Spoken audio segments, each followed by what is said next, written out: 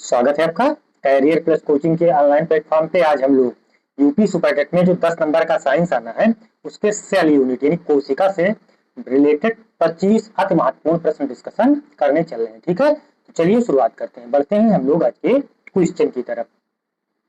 आज आपका पहला क्वेश्चन कह रहा है कोशिका यानी सेल की खोज 1665 ईस्वी में किसने की थी? रॉबर्ट ब्राउन ने, रॉबर्ट हुक ने, एंटोनी वान ल्यूवेनहाक ने या थियोडोर स्वान ने। तो देखिए रॉबर्ट हुक ने, जब आपसे केवल कोशिका पूछा जाएगा ना कि कोशिका की खोज 1665 ईस्वी में किसने की, तब आप बताएंगे रॉबर्ट हुक ने। ठीक, लेकिन इसमें ध्यान रखने वाली बात यह है कि जो रॉबर्ट हुक ने देखा था ना मधुमक्खी के छत्ते के समान, ये एक मृत कोशिका थी। कैसी कोशिका थी? मृत कोशिका थी।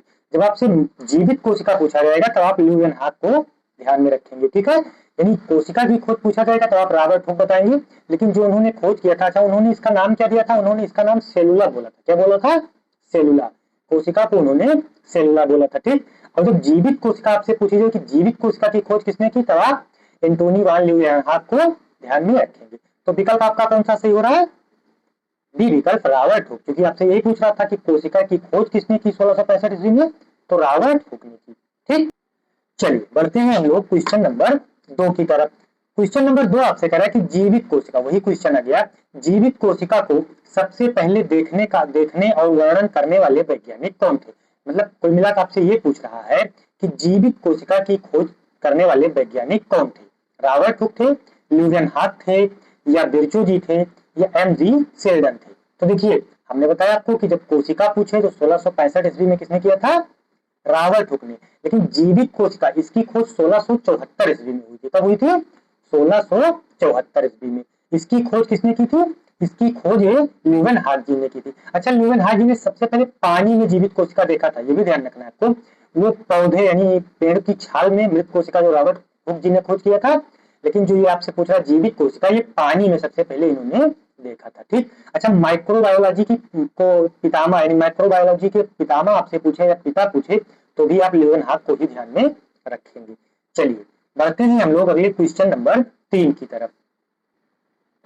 3 आपसे कह रहा है कि किस कोशिकांग को कोशिका का पावर हाउस कहा जाता है, यानी power house of the cell आपसे पूछ रहा है। राइबोसोम को, लाइसोसोम को, माइटोकॉन्ड्रिया को, या गोल्जी काय को, यानी गोल्जी बॉडी को। तो देखिए कोशिका का पावर हाउस जब आपसे पूछेगा तो आप बताएंगे कि कोशिका का पावर हाउस हम लोग किसको बोलते हैं?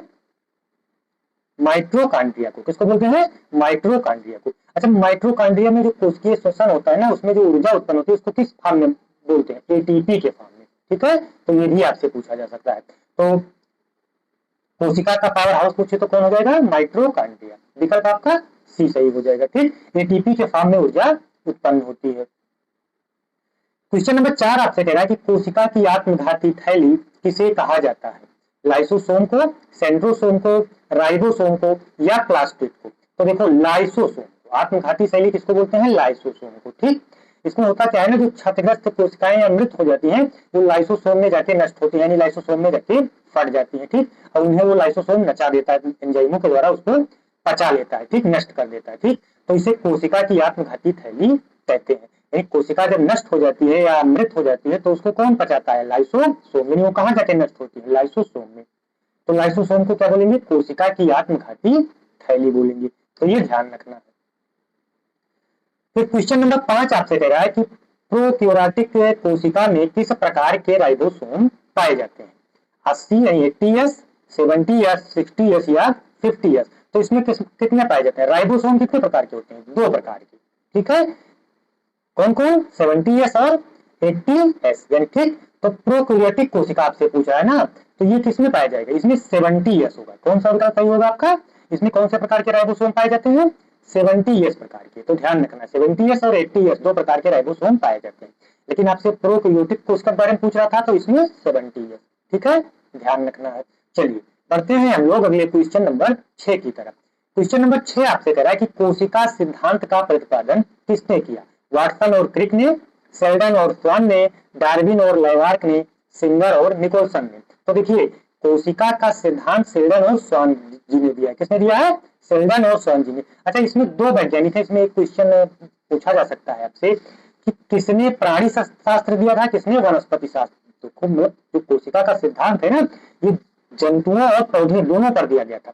तो ये अलग अलग जो वैज्ञानिक आपको दिख रहे हैं ना, शेल्डन और स्वान, तो इसमें पूछा जा सकता है कि कौन वनस्पति शास्त्री है। तो देखिए वनस्पति शास्त्री आपको शेल्डन जी है, और प्राणी से शास्त्री पूछेगा तब किसको बताएंगे आप, स्वान को। तो ये ध्यान रखना है, जो शेल्डन दिया है ना, ये वनस्पति यानी पौधों के रूप में जो बताएगा ना वनस्पति वाला, वो कौन बताएंगे, शेल्डन। और प्राणी, प्राणी वाला स्वान। तो ये ध्यान रखना है। विकल्प कौन सा सही हो जाएगा, बी विकल्प। यानी कोशिका सिद्धांत किसने दिया है, शेल्डन और स्वान ने।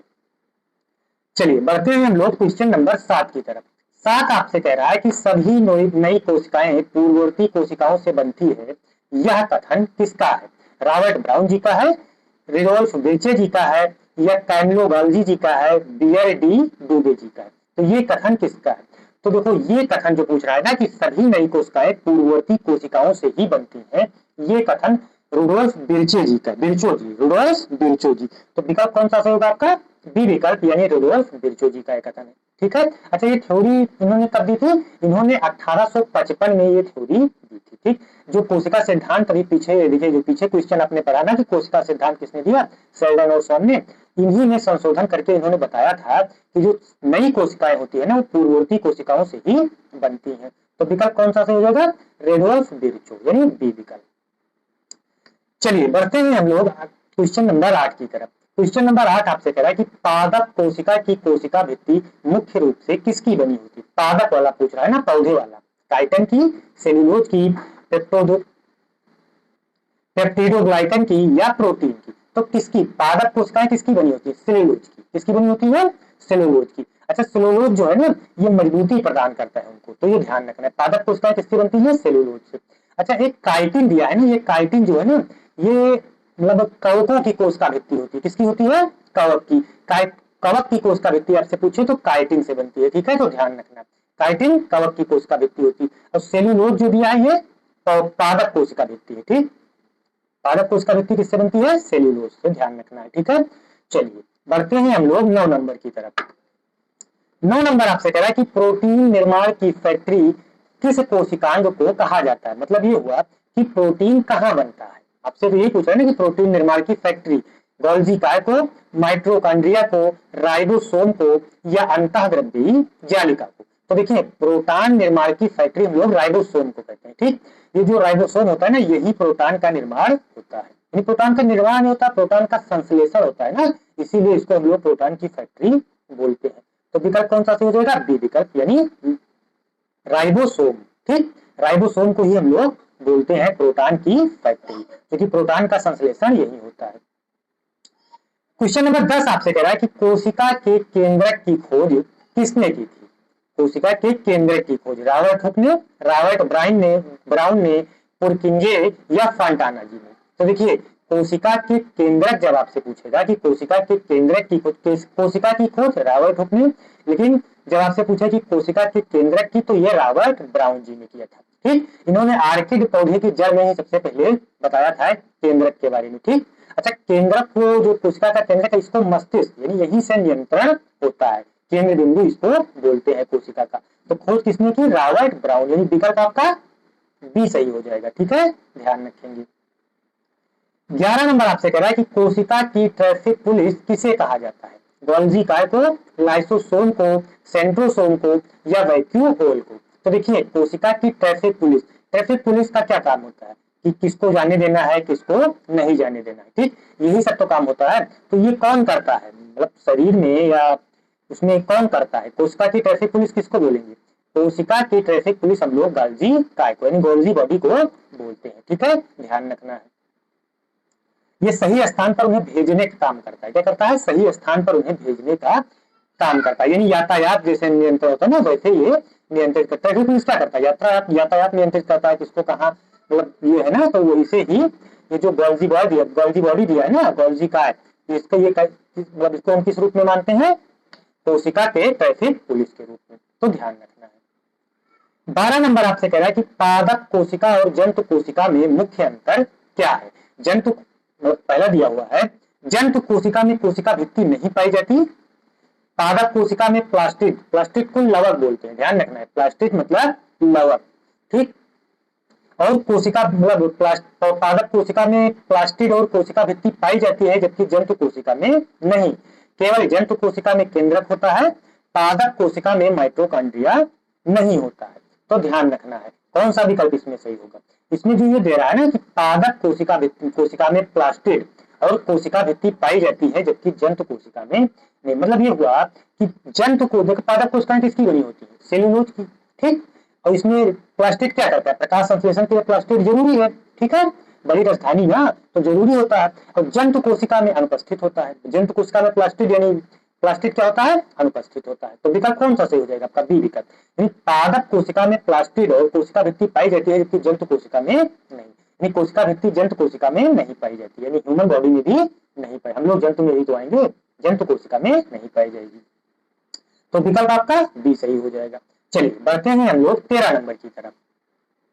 13 नंबर आपसे कह रहा है कि मनुष्य के किस रक्त कोशिका में केंद्रक अनुपस्थित होता है, श्वेत रक्त कोशिकाओं में, परिपक्व लाल रक्त कोशिकाएं में, लिम्फोसाइट्स में या न्यूट्रोफिल्स में। तो देखिए जो ये रेड ब्लड मतलब आरबीसी होता है ना, जो परिपक्व आरबीसी होता है उसमें जो है ना केंद्रक अनुपस्थित होता है, ठीक। तो विकल्प आपका कौन सा सही हो जाएगा, परिपक्व लाल रक्त कोशिकाएं, ठीक। मानो कि जो परिपक्व लाल रक्त कोशिकाएं है ना, इनमें केंद्रक नहीं पाया जाता है। तो ये ध्यान रखना है आपको। विकल्प आपका कौन सा सही हो जाएगा, बी विकल्प, यानी परिपक्व लाल रक्त कोशिकाएं। चलिए बढ़ते हैं हम लोग 14 नंबर की तरफ। 14 नंबर आपसे कह रहा है कि कोशिका चक्र के किस अवस्था में डीएनए का द्विगुणन होता है, जीवन फेज में, एस फेज में, G2 फेज में या एम फेज में। तो देखिए ये यस फेज में होता है, ठीक। किसमें होता है, एस फेज में। अंतरावस्था के दौरान ना यस फेज में होता है। अच्छा कोशिका का आनुवांशिक पदार्थ क्या होता है, ये भी तो पता होना चाहिए, डीएनए। कोशिका का आनुवांशिक पदार्थ क्या होता है, डीएनए। तो ये ध्यान रखने वाली बात है कि कोशिका का आनुवांशिक पदार्थ क्या है, डीएनए है। तो ये किसमें होगा, कोशिका चक्र किस अवस्था में डीएनए का द्विगुणन, यानी द्विगुणन मतलब दुगुना हो जाता है। तो ये यस फेज में, किसमें हो जाता है, एस फेज में दुगुना हो जाता है, ध्यान रखना है। चलिए बढ़ते हैं हम लोग 15 नंबर की तरफ। 15 नंबर आपसे कह रहा है कि समसूत्री विभाजन के परिणाम स्वरूप कितनी संतति कोशिकाएं बनती हैं, 2, 4, 8, 1। यानी 2 जो दिया है समान गुणसूत्रों के साथ, 4 आधे गुणसूत्रों के साथ, 8 या 1। तो कितने बनती हैं, 2, और दोनों समान गुणसूत्रों के साथ। तो ये ध्यान रखना है, दोनों समान गुणसूत्रों के साथ बनती है, ठीक है, ये ध्यान रखना। संतत कोशिकाएं जो है ना ये समान गुणसूत्रों के साथ बनती है। तो विकल्प आपका कौन सा सही हो रहा है, ए विकल्प, यानी दोनों समान गुणसूत्रों के साथ दो बनती है, ध्यान रखना है। चलिए बढ़ते हैं हम लोग 16 नंबर की तरफ। 16 नंबर आपसे कह रहा है कि अर्धसूत्री विभाजन किस प्रकार की कोशिका में होता है, त्वचा की कोशिका में, जनन कोशिकाओं में, यकृत की कोशिकाओं में, या तंत्रिका कोशिकाओं में। तो ये किसमें होता है, अर्धसूत्री विभाजन जनन कोशिकाओं में होता है। किसमें होता है, जनन कोशिकाओं में, यानी अंडाणु और शुक्राणु जो होता है ना, इसमें किसमें होता है, जनन कोशिकाओं में होता है। तो अर्धसूत्री विभाजन किसमें होगा, जनन कोशिकाओं में, ठीक। मतलब आधी रह जाती है, गुणसूत्रों की संख्या आधा, आपसे आपने देखा होगा आधा मातस जाता है, आधा पितस जाता है। तो ये किसमें होगा, जनन में ही तो होता है। तो विकल्प कौन सा सही होगा, बी विकल्प, यानी जनन कोशिकाओं में, ठीक। अच्छा मनुष्य में गुणसूत्रों की संख्या कितनी पाई जाती है, 46, यानी 23 जोड़े गुणसूत्र पाए जाते हैं, जिसमें से 23 माता से आपको मिलते हैं, 23 पिता से। तो ये ध्यान रखना है, ठीक। 17 नंबर आपसे कह रहा है कि कोशिका में जीवद्रव्य नाम किस कोशिका का जीवद्रव्य नाम किस वैज्ञानिक ने, कोशिका में जो जीवद्रव्य पाया जाता है ना, ये किस वैज्ञानिक ने इसको नाम दिया, यानी इसकी खोज की। रॉबर्ट हुक जी ने, J.E. पुरकिंजे जी ने, हक्सले जी ने, या हर्टमैन। तो देखिए 1839 में पुरकिंजे जी ने कोशिका के अंदर जो तरल पदार्थ भरे हैं उसको जीवद्रव्य नाम दिया। क्या नाम दिया, जीवद्रव्य, ठीक। तो ये ध्यान रखना है। तो विकल्प आपका कौन सा सही हो जाएगा, बी विकल्प, J.E. पुरकिंजे। तो ये ध्यान रखने वाली बात है, ठीक है। जीवद्रव्य नाम किसने दिया है, J.E. पुरकिंजे ने, ठीक। अच्छा ये जो आपको ये हक्सले दिया है ना, इन्होंने उस जीवद्रव्य को आधार बताया है। क्या बताया है, आधार, यानी भौतिक आधार उसको बताया है। तो ये भी ध्यान रखना, ये इतना इंपॉर्टेंट नहीं है, लेकिन ये तो आपको ध्यान रखना है कि कोशिका में जीवद्रव्य नाम किस वैज्ञानिक ने दिए, तो ये J.E. पुरकिंजे। 18 नंबर आपसे कह रहा है कि मानव शरीर की सबसे लंबी कोशिका कौन सी है, यकृत कोशिका, तंत्रिका कोशिका, पेशी कोशिका, या लाल रक्त कोशिकाएं। तो सबसे बड़ी कोशिका, मानव शरीर की सबसे बड़ी कोशिका आपको कौन सी देखने को मिलेगी, तंत्रिका कोशिकाएं। कौन सी कोशिका है, तंत्रिका कोशिकाएं, ठीक। तो ये ध्यान रखना है, सबसे बड़ी कोशिका कौन सा हो जाएगा, तंत्रिका। अच्छा, सबसे मतलब सबसे बड़ा अंग पूछेगा तब आप लीवर करेंगे, लेकिन कोशिका में आप तंत्रिका कोशिका ही सबसे बड़ी करेंगे, ये ध्यान रखने वाला।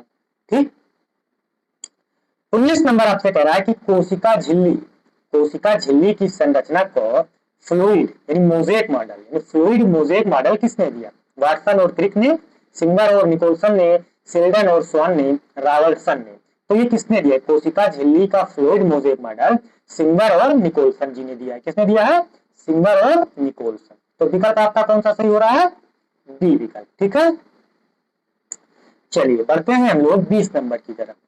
20 नंबर आपसे कह रहा है कि पौधों में पत्तियों का हरा रंग किस लवक के कारण होता है? वर्णीय लवक के कारण, अवर्णीय लवक के कारण, हरित लवक के कारण या एमाइलोप्लास्ट के कारण? किसके कारण होगा? एमाइलोप्लास्ट के कारण, वर्णीय लवक के कारण, अवर्णीय लवक के कारण या हरित लवक के कारण। तो देखिए, पौधे की पत्तियों में जो हरा रंग पाया जाता है ये क्लोरोफिल, नाम तो सुना होगा ना। क्लोरोफिल नामक वर्णक पाया जाता है जो प्रकाश में क्या करता है? सूर्य के प्रकाश में पौधों के लिए भोजन बनाता है, यही तो काम करता है ना। ठीक, तो कौन सा विकल्प इसमें आपका सही होगा? क्लोरोप्लास्ट यानी हरित लवक। इसको क्या बोलेंगे? हरित लवक यानी सी विकल्प।